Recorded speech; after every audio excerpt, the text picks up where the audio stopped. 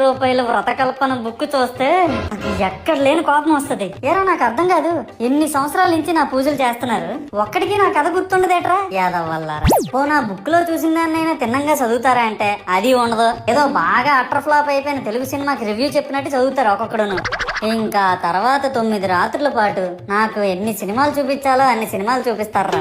ఇందులో funny part ఏంటంటే నేను ఎన్ని బ్యాచ్లను చూస్తాను తెలుసా. ప్రతి వీధి పందిరి దగ్గరికి తిరుగుతూ నా విగ్రహాలకు రివ్యూ ఇచ్చే బ్యాచ్ ఒకటి, ప్రసాదాల కోసం ప్రతి పందిరి దగ్గరికి తిరిగే బ్యాచ్ ఇంకొకటి.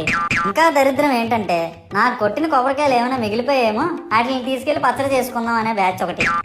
ఇవన్నీ చూస్తూ 9 రాత్రులు గడిపాక సరేలే సాయంత్రం అనిపిస్తారులే అని కాలు మీద కాలు వేసుకొని కూర్చుంటే అప్పుడు మొదలవుతాదిరా నా నిమజ్జనం వ్యాన్ ముందు 90 వేసి నాగిని డాన్స్ చేస్తారు. అంటే నాకు అర్థం కాదు, 9 రోజులు వాళ్ళతో కలిసి ఉన్నానని నన్ను కూడా వాళ్ళ ఫ్రెండ్ లా ట్రీట్ చేస్తారా ఏంటి? అబ్బా అబ్బా అబ్బా అబ్బా, మునిగినంత వరకు మనశ్శాంతి ఉండదురా బాబు.